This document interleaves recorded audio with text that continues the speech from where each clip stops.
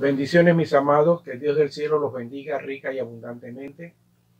Le doy gracias al Señor pues por esta nueva oportunidad que me da de poder compartir con ustedes la bendita y santa palabra de Dios. En este día quiero compartir un tema que se llama Mi naturaleza divina. En el libro de Pedro, la segunda carta de Pedro, capítulo 1, vamos a leer 2 versículos solamente en este día, donde vamos pues a centrar nuestro mensaje. Dice así la palabra de Dios: como todas las cosas que pertenecen a la vida y a la piedad nos han sido dadas por medio de su divino poder, mediante los conocimientos de aquel que nos llamó de su gloria y excelencia, por medio de las cuales nos ha dado preciosas y grandísimas promesas, para que por ellas llegaseis a ser participantes de la naturaleza divina, habiendo huido de la corrupción que hay en el mundo a causa de la concupiscencia. Vamos a orar pues y vamos a darle gracias a Dios pidiendo su bendición. Padre, en esta hora yo te doy gracias por esta oportunidad que me das de poder compartir con mis hermanos. Pido, Dios, tu bendición sobre mi vida. Pido que bendigas a mis oyentes, que cada uno de ellos pueda ser edificado a través de tu palabra y que esta palabra sea de bendición para ellos. Te lo pido, Señor, en el nombre de Jesús. Amén y amén. El apóstol Pedro nos dice que nosotros como creyentes hemos recibido de Dios todo lo concerniente a la vida y a la piedad. El término piedad significa en griego una palabra eusebia, que significa honrar, venerar y respetar lo divino. Eso es lo que significa piedad. El término eusebia era conocido por los griegos porque los griegos tenían sus dioses y ellos iban a los templos y adoraban a sus dioses, y había muchos griegos que eran piadosos, pues en la forma filosófica que ellos tenían de venerar a sus dioses. Así que ese término eusebia que usa el apóstol Pedro era conocido en aquella época. Pero ahora trasladándolo a la vida del cristiano, que debe vivir una vida piadosa, una vida que honre, venere y respete al Señor. Dice que esa vida piadosa nos ha sido concedida por el poder de Dios mediante el conocimiento de Él. O sea, 2 cosas: el poder de Dios y el conocimiento de Él. A través de esas 2 cosas, el cristiano ha recibido una nueva naturaleza. A través de su conversión, porque cuando usted oyó la palabra de Dios, el Espíritu Santo usó esa palabra, usó su poder para convencerte a ti y a mí de que aceptáramos a Cristo como nuestro Salvador. Al hacerlo, entonces nosotros recibimos una nueva naturaleza que ahora va a crecer no solamente a través de la obra del Espíritu Santo, sino a través del conocimiento de la palabra de Dios. Esa parte es muy importante en nuestra vida. ¿Qué beneficio tiene el creyente del conocimiento? Saber qué significa la nueva naturaleza, o saber qué tengo yo ahora que he recibido al Señor como mi Salvador personal. Ser participante de la nueva naturaleza es adquirir, por la gracia de Dios, una nueva vida y vivir una calidad de vida distinta a la que teníamos en el pasado. Porque cuando nosotros estábamos en el mundo, nosotros vivíamos de acuerdo a las concupiscencias, de acuerdo a los pensamientos. Dice la Biblia que por naturaleza éramos hijos de desobediencia. O sea que la naturaleza nuestra era desobediente. Pero ahora hemos adquirido una nueva naturaleza que nos debe llevar a la obediencia. O sea, todo lo contrario a lo que nosotros vivíamos y practicábamos en el pasado. Dice el apóstol Pedro que ahora que nosotros tenemos una nueva naturaleza, nosotros, y ser participante de eso, ahora nosotros tenemos una posición, o sea, una nueva posición que no teníamos antes. Porque esa posición nos la da al entrar al reino de Dios. Esa posición de hijos de Dios. Si somos hijos, dice la Biblia que somos entonces coherederos con Cristo de todas las riquezas en gloria que tiene el Padre. Pero dice que esas promesas son preciosas y grandísimas. Son preciosas porque al conocerlas descubrimos las intenciones que Dios tenía de antemano para con su iglesia y todas las cosas que Él preparó para esa iglesia. Es como una joven que se va a casar con un muchacho. Ellos tienen un tiempo de noviazgo y cuando las personas son novios, realmente ellos no se conocen. Ellos están conociéndose. Realmente se van a conocer cuando vivan juntos. Pero quizás ese muchacho lo conoció en el trabajo y él nunca quiso hacer uso de las cosas que tenía para cautivarla o para conquistarla, sino que él la conquistó pues como un caballero, pero al ser novios y al ya tener un tiempo, una fecha para casarse, ella descubre que ese muchacho es adinerado, tiene posesiones, tiene riquezas. Y al descubrir ella eso la emociona porque él le dice, todo lo que yo tengo, yo lo quiero compartir contigo, porque tú vas a ser mi esposa. ¿Qué joven no le alegrará el corazón oír que su novio le quiere compartir todo lo que él tiene? Bueno, eso fue exactamente lo que el Señor Jesucristo hizo con su iglesia. Él amó, Él se sacrificó por ella y Él le ha dado todo lo que Él tiene, todas sus riquezas, toda su herencia, todas esas promesas que el Padre hizo en la antigüedad, que se cumplieron en Jesús. Ahora eso le pertenece a la iglesia, a su novia. Por eso Pedro dice que son preciosas y grandísimas las promesas que el Padre tiene para nosotros. Qué bendición es esto, hermano, y que nosotros lo tengamos presente. Son grandísimas, ¿por qué? Porque sobrepasan nuestras expectativas, porque nuestra visión se queda corta, nuestros pensamientos también, porque Dios tiene grandísimas cosas para nosotros. Pedro usa esa palabra, usa ese término, grandísimas, dando a entender que son inmensas. Pedro explica que el creyente que es salvo tiene una nueva naturaleza porque Dios un día, en la antigüedad, el Señor prometió darle a su iglesia una nueva naturaleza. A través del profeta Jeremías, nosotros podemos ver en Jeremías capítulo 31, del verso 31 al 34, que Dios ahí promete que el hombre y la mujer, o sea, los que habitan esta tierra y sobre todo su pueblo, tendrían la oportunidad de recibir un nuevo pacto de los mandamientos de Dios, ya no en una tabla de piedra, sino ahora en sus corazones. Pero eso sería, y esa promesa se cumpliría cuando el Señor, o sea, el Mesías, vendría a la tierra. Las personas que leyeron esta profecía o esta promesa en la antigüedad, en los tiempos de Jeremías, ellos no vivieron esto. Ellos no recibieron esto porque estas promesas se cumplirían cuando el Mesías llegaría a la tierra. Quiere decir que el cumplimiento de estas profecías era para el tiempo de la gracia, en la cual tú y yo ahora mismo estamos viviendo. Quiere decir también, mi hermano, que ahora nosotros tenemos un gran privilegio que los antiguos quisieron tener, pero no lo tuvieron.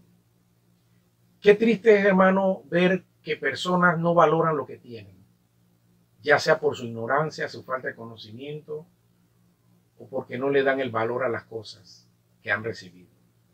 Algunos se motivan cuando ven que otro sí usa o sí disfruta de las cosas que tiene. Entonces otro se ve motivado a querer hacer lo mismo.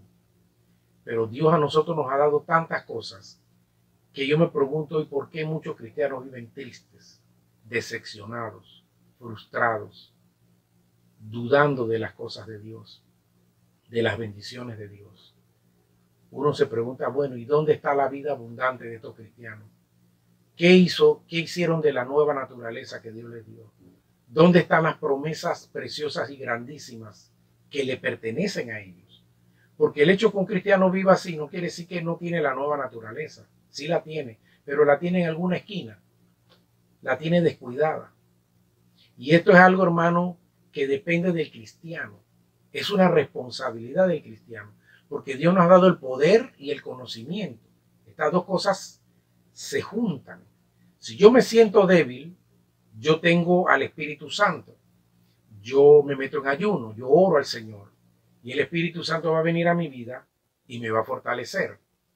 La palabra de Dios me va a dar conocimiento para que yo sepa actuar, para que yo tenga o sepa tomar las mejores decisiones para mi vida. Porque esta palabra me hace sabio. Y ya no es como en el mundo que lo primero que me venía a la mente era lo que yo hacía. No, ahora yo tengo una palabra que me dirige, que me da entendimiento y sabiduría para yo vivir una vida nueva, como una persona que ha recibido esa nueva naturaleza de parte de Dios. Pero el cristiano que vive una vida de derrota es porque no ha entendido qué significa el poder y el conocimiento que tiene a la mano.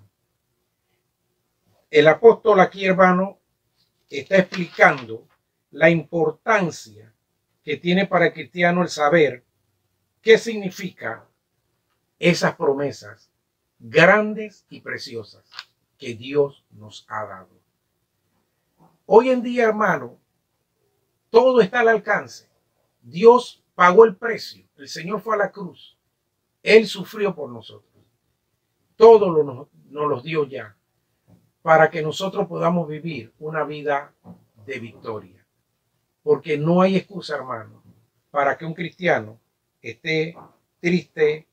Porque cuando un cristiano es maduro, cuando un cristiano conoce lo que la Biblia dice, entiende que la Biblia dice que en el mundo va a haber aflicción. El cristiano lo entiende porque lo ha leído en la palabra de Dios. Y cuando venga la situación difícil a su vida, él no se va a desesperar. Él no va a renegar de Cristo. Porque él sabe que la palabra de Dios dice eso. Y entonces él va a actuar con madurez. Y va a decir, bueno, Señor, estoy viviendo un mal momento, pero tu palabra dice, confiad, yo he vencido al mundo. Así que yo voy a confiar en ti, Señor. Y voy a creer en tu palabra. Y voy a creer que yo voy a salir adelante, voy a pasar por esta prueba, porque tú estás conmigo y tú me vas a bendecir. Eso es un cristiano que tiene conocimiento y ese conocimiento lo aplica a su vida y no se escandaliza ni se sorprende ni está temeroso porque vino una prueba a su vida. Porque quizás esa actitud la pueda tener un niño espiritual que está empezando en los caminos de Dios. Pero ya un cristiano maduro, porque la madurez, hermano, no viene por los años que tú tengas de estar en la iglesia. No, Señor. La madurez viene por el conocimiento que tú tienes de Dios y por la comunión que tú tienes con el Espíritu Santo. Ahí viene la madurez. Por eso es importante estos dos elementos. Que Pedro dice que nosotros hemos recibido una nueva naturaleza por medio del poder y del conocimiento que tenemos en el Señor. Entonces ahora nosotros conocemos nuestra posición en Dios y en base a esa posición vamos a actuar y vamos a vivir. ¿Van a haber pruebas? Sí. ¿Van a haber situaciones? Sí. Pero usted va a actuar con madurez. Porque usted sabe que si nosotros, como dice la Biblia, siendo malos, sabemos dar buenas cosas a nuestros hijos, ¿cuánto más vuestro Padre Celestial que está en los cielos no los dará todas las demás cosas? O sea, es ahí donde entonces el cristiano delante de Dios va y dice, Padre, tú eres mi Padre, yo soy tu hijo, yo soy tu hija, y a mí me está pasando esto y esto, yo tengo esta necesidad, tengo esta situación, y yo te pido, Padre, en el nombre de Jesús, que tú me traigas una respuesta, que tú tomes control de este problema porque yo no lo puedo arreglar, que tú me abras esa puerta que yo no puedo abrir. Entonces usted, en vez de estar quejándose o lamentándose o sintiéndose triste, usted va a tomar la posición de un hijo de Dios o una hija de Dios que va donde su padre y le va a pedir a su padre lo que está necesitando. Y el padre le gusta eso, porque el padre entiende que ese hijo o esa hija conoce su posición y sabe cuáles son sus derechos. Pero cuando Dios ve a un cristiano quejándose, lamentándose, ese cristiano, ¿cómo Dios lo ve? Como un cristiano que no ha entendido quién es Él.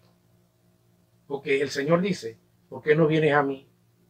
¿Por qué no hablas conmigo claramente y abiertamente? Si yo soy tu padre y tú eres mi hijo, ven y habla conmigo.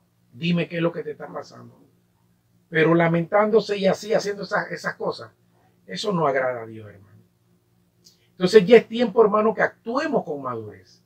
Ya es tiempo que entendamos cuál es nuestra naturaleza y cuál es nuestra posición. Y que si estamos débiles, tenemos el poder de Dios. Que si no sabemos qué hacer, tenemos la palabra de Dios para darnos conocimiento y sabiduría. Esa es la posición correcta de un hijo de Dios. Se cuenta que en una campaña de avivamiento, un jovencito fue a esa campaña porque lo invitaron y allí él entregó su corazón al Señor. Él sale corriendo de la campaña una vez que se termina y va a su casa apresuradamente. Toca la puerta con gran insistencia. Su hermanita, al oír la puerta que la tocan de una manera tan dura, ella corre y abre la puerta. Y cuando abre la puerta, su hermanito le dice: hermanita, acabo de recibir un nuevo corazón. Jesús me dio un nuevo corazón. Y la hermanita se pone las dos manos sobre el pecho y dice: wow, tú tienes un nuevo corazón. Él dijo: sí, acabo de recibirlo. Y la hermanita le dice: bueno, enséñamelo, quiero verlo. Esa es la actitud, hermano, que el mundo demanda de nosotros. El mundo quiere ver en nosotros esa nueva naturaleza. Y es nuestra responsabilidad, con alegría, mostrársela. Porque usted vive una vida llena de gozo, llena de bendición. Y la gente quiere ver que vale la pena seguir a Cristo. La gente quiere ver que tú vives una vida de victoria. Pero si la gente ve en ti derrota, crítica, queja, tristeza, preocupación, la gente dice: no, hombre, yo no quiero vivir como vive esta hermana, como vive este hermano. Pero este chico, él lo primero que hizo fue compartirle a su hermanita que él tenía un nuevo corazón, porque él creyó en una fe ingenua, una fe de un niño joven. Creyó todo lo que se había predicado ese día en esa campaña de avivamiento. Y él se fue a su casa sabiendo que él tenía un nuevo corazón. Él no lo dudó. Qué tremendo. Es un ejemplo sencillo, pero que tiene una gran enseñanza para nosotros. ¿Y cuántos cristianos viejos en las cosas de Dios viven como si no tuvieran una nueva naturaleza? Y uno se pregunta: ¿qué está pasando? ¿Dónde está la vida abundante que el Señor prometió en la vida del cristiano? Pedro termina este pasaje en el capítulo 4 diciendo: y habiendo huido de la concupiscencia que hay en el mundo, causa de la dice, y habiendo huido de la corrupción que hay en el mundo, a causa de la concupiscencia. Pedro dice que nosotros recibimos una nueva naturaleza porque huimos de la corrupción y de la concupiscencia que había en el mundo. Entonces, si un cristiano hoy día ama al mundo, uno se pregunta: bueno, ¿dónde está la nueva naturaleza en ese cristiano? Si Pedro dice que nosotros huimos del mundo por la corrupción y la concupiscencia que había en él. Entonces, ¿cómo vamos entonces a amar ese mundo si nosotros salimos de ese mundo? Huimos de ese mundo. Un cristiano que tiene luchas y que quiere pecar o que quiere hacer cosas que trae la concupiscencia, uno se pregunta: ¿dónde está la naturaleza de ese cristiano, la nueva? Porque si él huyó de ese mundo que está lleno de concupiscencia, ¿cómo es que ahora él quiere pecar y hacer esas cosas? O volver a practicar las cosas que hacía antes. Entonces, ahí hay, hermano, una contradicción. ¿Y tiene la nueva naturaleza? Sí la tiene. Pero no está viviendo una vida de victoria porque Dice Pedro que nosotros huimos de ese mundo corrupto porque Dios ahora nos dio una nueva calidad de vida. Él nos las dio, que nosotros la hayamos descuidado. Eso es otra cosa. Usted recibe cosas nuevas, usted puede comprarse un carro nuevo de paquete y al año tenerlo, hermano, todo destruido. Porque eso va a depender de usted.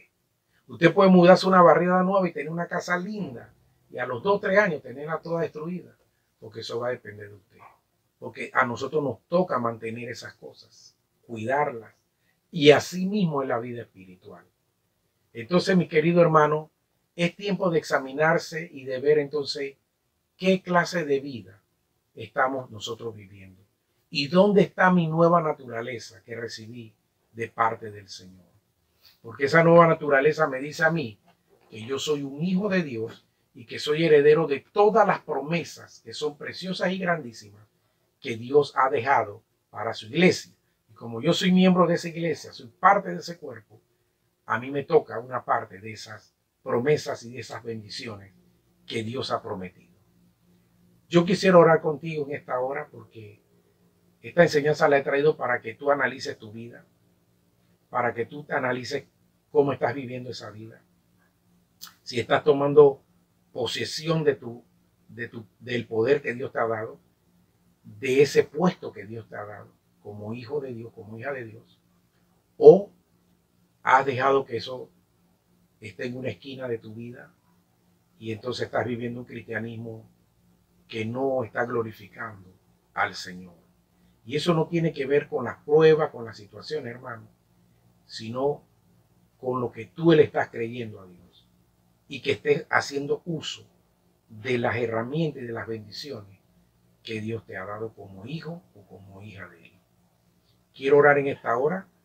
Si tú quieres, puedes orarle al Señor y decirle: Padre, perdóname porque yo de verdad que he descuidado esa naturaleza en mí, me he dejado llevar por las cosas del mundo, por la concupiscencia de este mundo, y te pido pues que me perdones. Y también tú, mi querido amigo que me escucha, que no has conocido a Cristo, tú puedes huir del mundo, de la corrupción que hay en ese mundo, como nosotros escapamos de él, y puedas recibir una nueva naturaleza que el Señor te quiera dar para que tú vivas una vida de calidad, una vida diferente, una vida que agrade a Dios y que tú puedas ser partícipe de la herencia que Dios le ha dado a los santos, a sus hijos. Quiero orar en esta hora. Padre, yo te doy gracias por la vida de mis hermanos y hermanas. Pido, Dios, que les bendigas, pido, Dios, que les guardes, que les ayudes a vivir una vida de victoria, a poseer las promesas que tú nos has dado. Si es tan débil, que ellos se fortalezcan en el Espíritu Santo, porque para eso está el Espíritu Santo, para fortalecer el hombre interior del hombre y el conocimiento para que nosotros podamos madurar y crecer y entender cuáles son las cosas que tú nos has dado. Señor, yo los bendigo en esta hora y te doy las gracias por cada uno de ellos, en el nombre de Jesús. Querido amigo y hermano, le doy gracias a Dios pues por haberme permitido compartir contigo esta enseñanza. Y si Dios quiere, estaremos próximamente compartiendo otra enseñanza que será de bendición para tu vida. Que Dios te guarde, te bendiga y te prospere. Amén.